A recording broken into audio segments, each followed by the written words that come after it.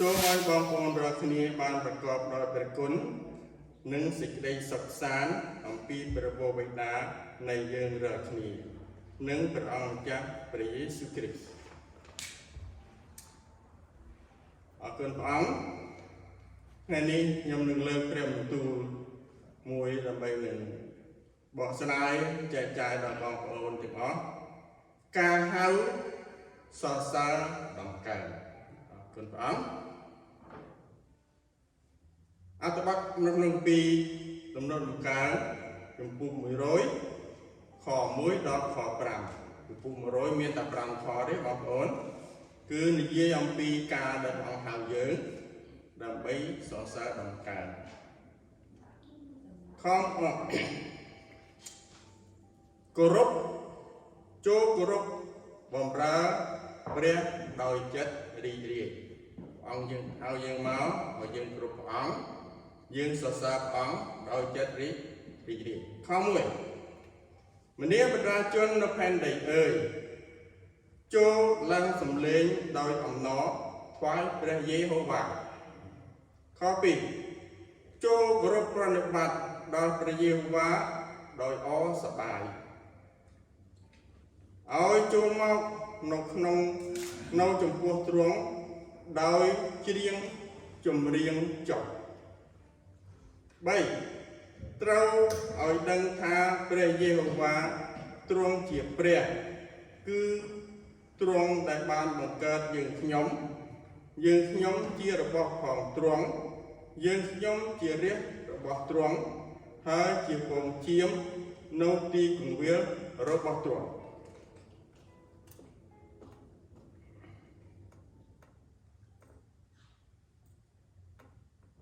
ខ4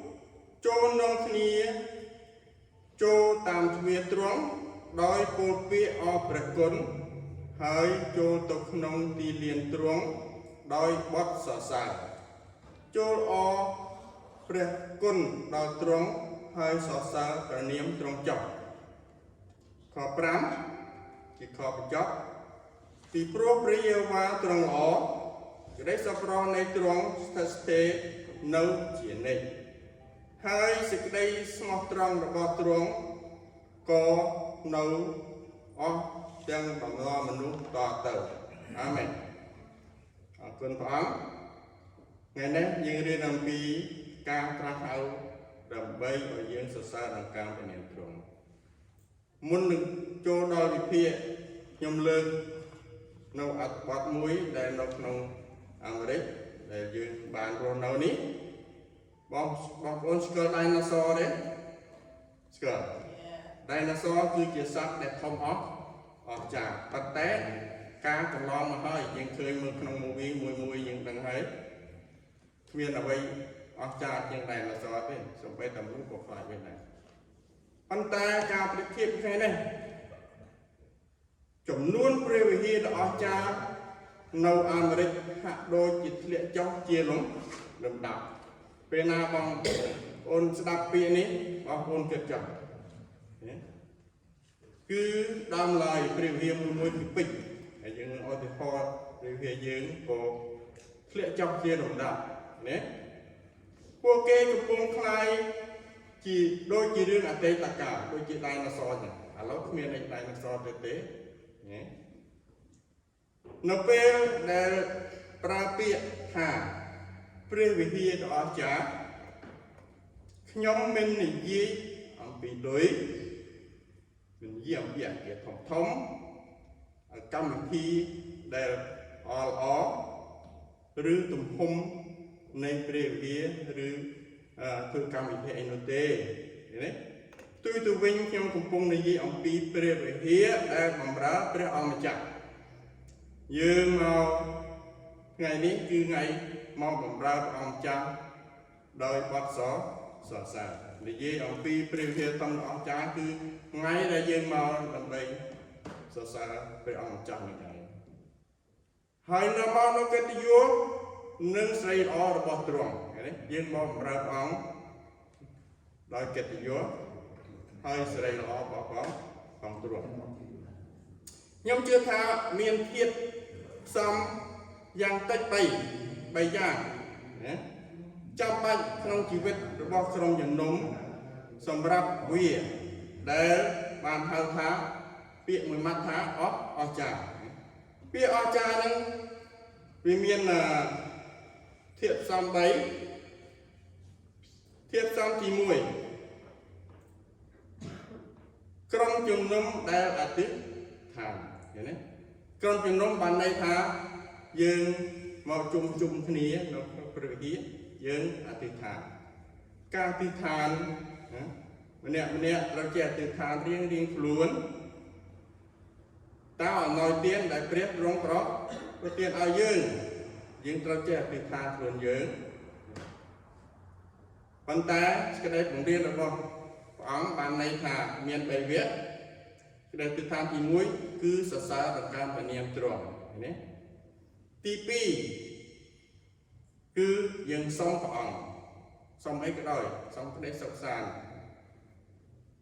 សូមឲ្យយើងរស់នៅមានជីវិតល្អការទូសុំទី3គឺកុំភ្លេចរន្ទូលបាបនេះចំណុចនៃការអធិដ្ឋាន1សរសើរព្រះអង្គ2សូមព្រះអង្គ3រន្ទូលបាប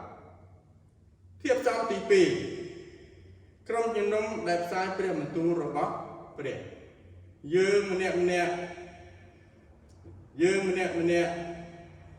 អាចធ្វើទីបន្ទាល់នៃសេចក្តីជំនឿរបស់យើងផ្សាយព្រះបន្ទូលបានន័យថាប្រាប់គេបើគ្រូគឺអ្នកបរិញ្ញាប៉ុន្តែបើយើងខ្លួនយើងផ្សាយអ្វីឲ្យគេដឹងថាយើងគ្រីស្ទាននេះធាតុផ្សំទី2ក្រុមជំនុំផ្សាយព្រះបន្ទូលរបស់ព្រះទៅតាមអំណោយទានរបស់យើងយ៉ាងហោចណាស់ក៏យើងធ្វើទីបន្ទាល់ដល់គេធាតុផ្សំទី3ក្រុមជំនុំដែលសរសើរដំកើងព្រះថ្ងៃនេះខ្ញុំនឹងលើកទី3នេះព្រះអង្គហៅយើងមកដើម្បីសរសើរដំកើងព្រះនោះឯងយើងសរសើរដោយរបៀបម៉េចតាមរយៈភ្លេងឬអូនយេងតាមអ្នកចម្រៀងដែលបងប្អូនបានឡើងច្រៀងហើយនឹងអានព្រះបន្ទូលដូច្នេះអំណោយទានខុសគ្នាដូចខ្ញុំអត់ចេះលេងភ្លេងប៉ុន្តែច្រៀងខ្ញុំច្រៀងបាននេះអំណោយទានរបស់ខ្ញុំអ្នកច្រៀងបងប្អូនបានច្រៀងចេះច្រៀងអ្នកភ្លេងអូនយើងគឺអំណោយទានយើងធ្វើអីដើម្បីសរសើរដំកើងព្រះនាមទ្រង់មានធាតុផ្សំទី3គឺយើងដឹងហើយត្រូវអធិដ្ឋានត្រូវផ្សាយដំណឹងត្រូវច្រៀងសរសើរដំកើងព្រះនាមទ្រង់សម្រាប់ពេលវេលាសម្រាប់ពេលវេលារបស់យើងជាមួយនឹងសេវាកម្មខ្ញុំចង់ផ្ញើការហៅដើម្បីសរសើរដំកើងព្រះអង្គហៅយើងដើម្បីសរសើរដំកើងខ្ញុំពិនិត្យមើលឃើញថាមានទិដ្ឋភាព4ការហៅដើម្បីសរសើរដំកើងនេះដូច្នេះព្រះអង្គហៅយើងមានទិដ្ឋភាព4ដើម្បីឲ្យយើងរៀនដែលខ្ញុំបានអានរួចហើយនៅគម្ពីរដំណឹងដំកើងជំពូក100ខ1ដល់ខ5ដូច្នេះខ្ញុំនឹងវិញ្ញាណអំពីខនីមួយដើម្បីឲ្យយើងយើងសរសើរដំកើងរបៀបម៉េចទិដ្ឋភាពទី1របៀបដែលយើងត្រូវសរសើរដំកើងព្រះអង្គម្ចាស់មានអីជាមួយនឹងសំឡេងរីករាយយើងមើលនៅក្នុងជំពូក100ហើយខ1មានបន្ទូលថាមនាបណ្ដាជននៅផែនដីអើយចូលឡើងសំឡេងដោយអំណរថ្វាយព្រះយេហូវ៉ាឃើញទេយើងថ្ងៃនេះយើងមកយើងច្រៀងដើម្បីដំឡើងសំឡេងថ្វាយព្រះយេហូវ៉ាមាន4ចំណុចទី1យើងស្រែកអធិដ្ឋានយើងស្រែកច្រៀងយើងអានគម្ពីរខ្លះអានដោយសំឡេងខ្លាំងណាទី2យើងអធិដ្ឋានដូចគ្នាយើងអធិដ្ឋានដោយសរសើរដំកើងនាមទ្រង់អធិដ្ឋានអ្វីដែលយើងត្រូវសំពីព្រះអង្គរំទួពីព្រះអង្គ ហើយសរសើរដល់ការពនាមទ្រង់ preaching យើងត្រូវអធិប្បាយយើងចេះរៀបរាប់ប្រាប់នៅអ្វីដែលសេចក្តីជំនឿរបស់យើង preaching គ្រូគឺអ្នក preach ប៉ុន្តែយើងជាអ្នកចេះក៏យើងអាចនិយាយទៅកាន់អ្នកដែលអត់ជឿថាយើងជាគ្រីស្ទានជាដើមបន្ទាប់មកទី4 praying គឺការអធិដ្ឋានការអធិដ្ឋានខ្ញុំបានលើកឡើងហើយគឺសេចក្តីប្រទានរបស់ព្រះអង្គគឺសរសើរសុំហើយនឹងអត់ទុកទី1ការជាមួយនឹងសម្លេងរីករាយស្រែកអធិដ្ឋានហើយនឹងអធិប្បាយទី2ដោយបេះដូងរីករាយទិដ្ឋភាពទី1នឹងដែលព្រះអង្គហៅយើងត្រូវមានចិត្តមានបេះដូងទេចិត្តរីករាយយើងមើលនៅក្នុងខ2នៅក្នុងការខ2ចូលគោរពប្រណិប័តដល់ព្រះយេហូវ៉ាដោយអសប្បាយគឺរីករាយហ្នឹងឯងគឺរីករាយគឺអំណរហ្នឹងឯងឲ្យចូលមកនៅចំពោះទ្រង់ដោយច្រៀងចម្រៀងចោលដូច្នេះកម្មវិធីថ្វាយបង្គំព្រះអង្គមានចម្រៀងមានការអធិដ្ឋានមានអធិប្បាយដូច្នេះ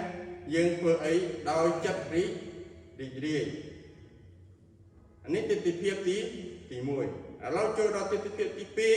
2ហេតុអ្វីបានជាយើងត្រូវសរសើរដំណើរព្រះអង្គចាស់ហេតុអីអោហៅយើងមកហេតុអីត្រូវសរសើរព្រះអង្គមានមូលហេតុរបស់គេយើងមើលនៅក្នុងលោកីសម័យនេះយើងមើលព្រះវិហារមួយគេខកសរសើរការព្រះអង្គហើយគេសរសើរនៅរបស់របរនៅឡាននៅអ្វីដែលគេខំគេធ្វើគេដូច្នេះនេះហើយដែលព្រះចេះតែដកពពកចេញដូច្នេះយើងមកឲ្យព្រះដកយើងត្រូវតែមកយើងត្រូវតែសរសើរក្នុងការពនាមទ្រង់ទី2 AB ដោយសារតែទ្រង់ជានរណាយើងដឹងថាយើងមកនេះយើងត្រូវដឹងថាទ្រង់ជានរណាមួយទ្រង់ជាព្រះរបស់យើងមិនមែនជាព្រះរបស់អាមេរិកទេមិនមែនជាព្រះរបស់សហរដ្ឋទេគឺព្រះទាំងអស់គ្នាជាយើងអ្នកជឿគឺជាព្រះរបស់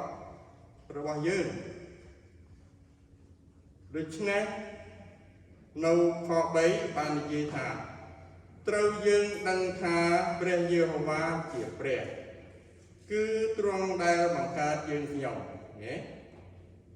យើងបានកើតមក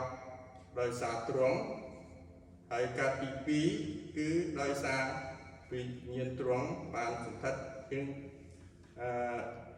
កំណត់យើងមាន2កំណត់ទី1គឺព្រះអង្គកើតយើងពីដី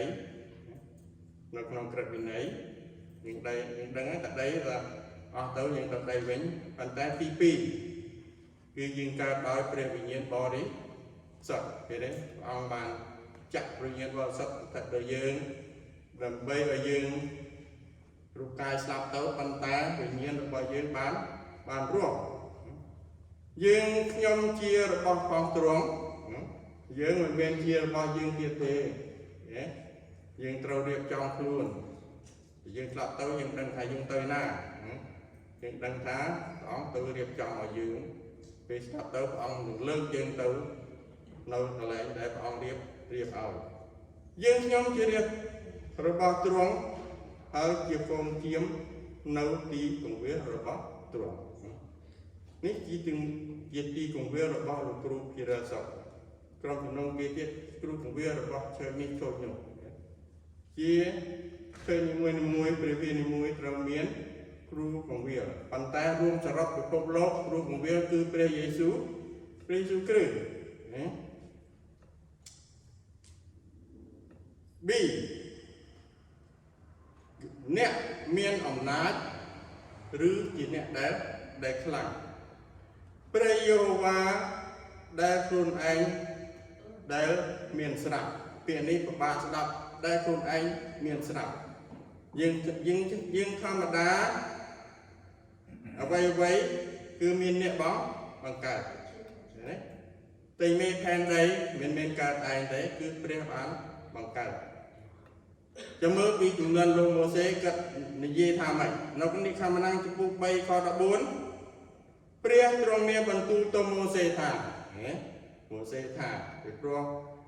ទ្រង់បានហៅម៉ូសេឲ្យដឹកនាំពួករាជក្រុងនៅអេស៊ីបនោះតើគាត់ប្រាប់ម៉េចបងប្រាប់ថាម៉េចអញជាព្រះដ៏ជាព្រះបានន័យថាព្រះគ្មានអ្នកណាបង្កើតទេព្រះគឺជាព្រះគឺព្រះកើតឯងអត់មានអ្នកណាបង្កើតព្រះទេព្រះអង្គជាព្រះគឺជាព្រះ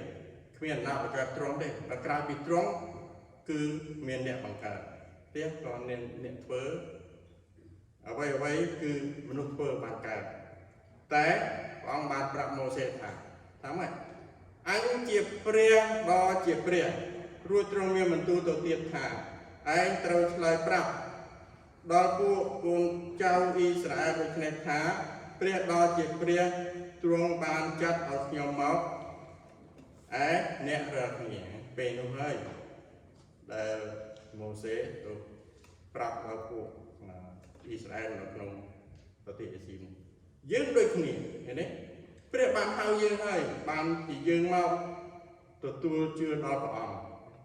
ព្រះគឺជាព្រះជួនតែអ្នកណាបង្កើតព្រះអត់ទេព្រះគឺជាព្រះគឺព្រះអង្គកើតមានឯងកើតមានដោយខ្លួនឯងឃើញទេអូខេយើងបន្តទៅទៀតជាព្រះឯទៀតជាព្រះអង្គម្ចាស់បើពេលនៅភាសាហេប្រឺគេបដាថាជាចវាយព្រះអង្គពីដើមថាជាចវាយជាម្ចាស់របស់យើងទី2ទ្រង់នៅខ3នៅចំពោះ100ខ3ថាទ្រង់គឺជាអ្នកបង្កើតយើងឃើញទេបងបង្កើតយើងមុនបងកើតយើងពីដីតែដូនតាយើងធ្វើបាបយើងអាដីយើងផ្លាប់ទៅជាដីវិញប៉ុន្តែបង្កើតយើងម្ដងទៀតគឺដោយសារឈាមរបស់ទ្រង់ដែលព្រះអង្គសង្កត់នៅលើឈើឆ្កាបងប្អូនយល់ទេយើងជីវិតទី2ជីវិតដែលមានព្រះវិញ្ញាណសថិតលើយើងប្រិបត្តិតែយើងស្លាប់ទៅដូចគ្នាប៉ុន្តែវិញ្ញាណរបស់យើងគឺព្រះអង្គលើកទៅនៅឯនគរឋានសួគ៌អូខេគឺជាទ្រង់ហើយដែលបង្កើតយើងខ្ញុំនេះទី3ទ្រង់គឺជាអ្នកគង្វាលរបស់យើងសពថ្ងៃគឺយើងនៅក្នុងក្រោលនៃព្រះយេស៊ូវគ្រីស្ទដែលព្រះអង្គមកដែលព្រះអង្គញែកថ្ងៃនេះជាថ្ងៃវស្សាឲ្យយើងចូលក្រោលយើងសរសើរបង្កើនព្រះអង្គឃើញទេនៅខ3យើងខ្ញុំជារាជទ្រង់ហើយជាវងជាមនៅទីកង្វាលរបស់ទ្រង់ថ្ងៃនេះកូនជាមយើងបានចូលក្រោលគឺព្រះអង្គជាអ្នកដឹកនាំB ដោយសារតែអ្វីដែលទ្រង់ជាអ្វីគឺព្រះយេហូវ៉ាទ្រង់ល្អណាព្រះអង្គទ្រង់ល្អនៅខ5សេចក្តីសប្បុរសនៃទ្រង់ស្ថិតស្ថេរនៅអកាលជានិច្ចតាំងពីកកើតផែនដីរហូតមកដល់សព្វថ្ងៃអង្គនៅតែល្អជានិច្ចទី2សេចក្តីស្មោះត្រង់នៃទ្រង់ស្ថិតស្ថេរនៅជានិច្ចព្រះអង្គស្មោះត្រង់ចំពោះយើងព្រះអង្គដឹងចិត្តយើងតើយើងស្មោះត្រង់ចំពោះទ្រង់ម្នាក់អត់ទេយើងត្រូវរៀនដូចទ្រង់ចឹងទោះបីយើងធ្វើខុសក៏ព្រះអង្គនៅអត់ទោសដូចកូនយើងព្រះអង្គដូចគ្នាប៉ុន្តែកុំឲ្យខុសច្រើនដងពេកទី2សេចក្តីសប្បុរសទ្រង់ស្ថិតស្ថេរអកាលជានិច្ចយើងក៏ត្រូវរៀន យើងជឿទ្រង់ដោយនៅអកាលជីវិតជានិច្ចទី3ហើយសេចក្តីស្មោះត្រង់របស់ទ្រង់ក៏នៅទាំងដំណរតទៅឃើញទេព្រះអង្គស្មោះត្រង់តាំងពីកោកើតផែនដីតាំងពីមានអំពើបាបរហូតដល់ក្រឹតវិន័យអស់ក្រឹតវិន័យរហូតដល់មនុស្សធ្វើមិនបានអង្គបានចុះមកយកសាច់ឈាមឃើញទេអង្គនៅស្មោះត្រង់ចំពោះអ្វីដែលព្រះអង្គបង្កើតដូច្នេះដំណរមនុស្សតទៅរហូតមកដល់យើងអូខេដល់ទិដ្ឋភាពទី3ទិដ្ឋភាពទី3កន្លែងដែលយើងត្រូវសរសើរតម្កើងព្រះអង្គម្ចាស់យើងសរសើរនៅកន្លែងណាណាយើងនៅត្រឹមតែព្រះវិហារឬនៅណាណាគ្រប់ទីកន្លែងណាឥឡូវខ្ញុំព្រះអង្គបញ្ជាក់ព្រះបន្ទូលព្រះអង្គថានៅកន្លែងណាដែលយើងសរសើរតម្កើងព្រះអង្គទេនៅទំនុកការចំពោះ34ខ1បាននិយាយថាខ្ញុំនឹងលើកសរសើរដល់ព្រះយេហូវ៉ាគ្រប់ពេលវេ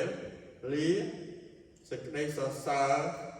ពីទ្រង់នឹងនៅក្នុងមាត់ខ្ញុំជានេះយើងម្នាក់សរសើរព្រះអង្គគ្រប់ពេលវេលាទាំងឈឺទាំងជាទាំងមានទាំងក្រយើងនៅតែពាក្យសរសើរដល់ទ្រង់ជានិច្ច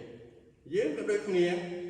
ព្រះអង្គក៏នៅនឹកចាំយើងដូចគ្នាចាំយើងជានិច្ចដូចគ្នាឃើញទេនៅក្នុងការនេះបានលើកថាខ្ញុំនឹងសរសើរដល់ព្រះយេហូវ៉ាគ្រប់ពេលវេលា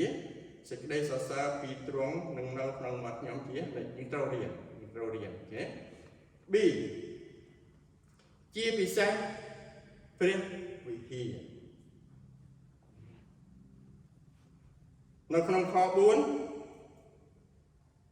ចូលនៅគ្នាចូលតាមទ្វារដោយពោលពាក្យអរព្រះគុណយើងសប្ងៃយើងអត់មែនមកចូលតាមប្រវួយចូលតាមអីគឺចូលតាមទ្វារនៃសេចក្តីជំនឿរបស់យើងចូលមកដោយអរព្រះគុណព្រះវិហារគឺក្រុមជំនុំយើងហ្នឹងគឺកន្លែងដែលបាញ់គុំឬក៏ពួកក្រុមជំនុំយើងចូលមកថ្ងៃបរិសុទ្ធយើងចូលមកដើម្បីអរព្រះគុណដល់ព្រះ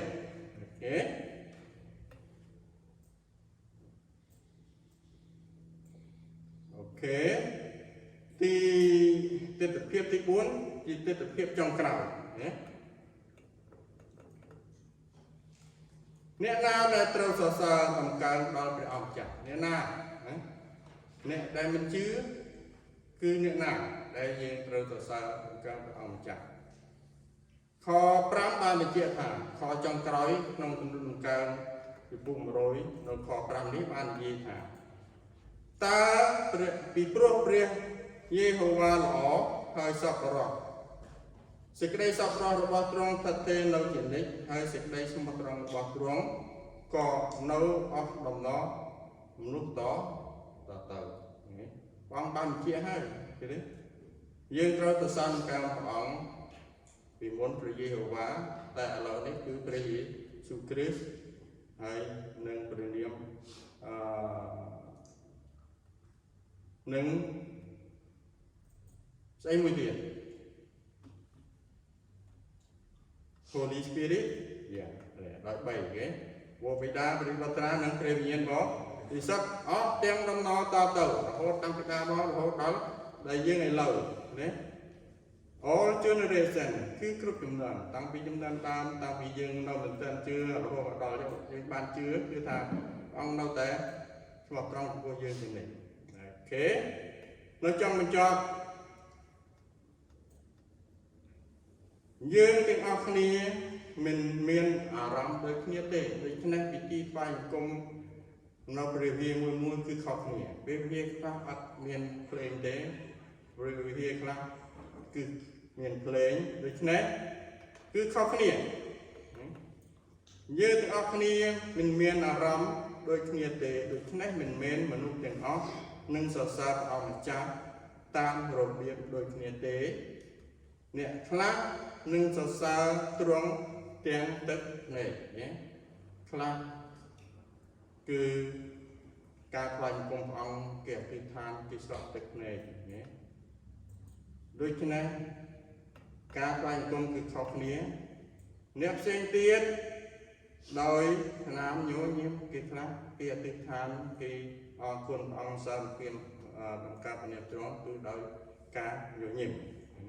អ្នកផ្សេងទៀតខ្លះគេសើចណាខ្លះក្នុងភាឃើញពីលោកទាំងផ្សេងគេសើចណាហើយខ្លះទៀតស្រែកទៅតាមអំណោយទានរបស់គេអ្វីដែលសំខាន់គឺយើងរវល់តែសរសើរដល់ដែលស័ក្តិសមយើងម្នាក់យើងសរសើរព្រះអង្គអ្វីដែលស័ក្តិសមយើងអាចសរសើរបានយើងសរសើរទៅចង់ស្រែកឬក៏ចង់ស្ងាត់ស្ងៀមគឺចង់សើចចង់អីអត់បញ្ហាទេបញ្ហាចិត្តយើងនឹងព្រះតើវាសមចំពោះព្រះអង្គដែរអត់ឃើញទេព្រោះអំណោយទានខុសគ្នាឃើញទេទៅស័ក្តិសមការស័ក្តិសមនៅកន្លែង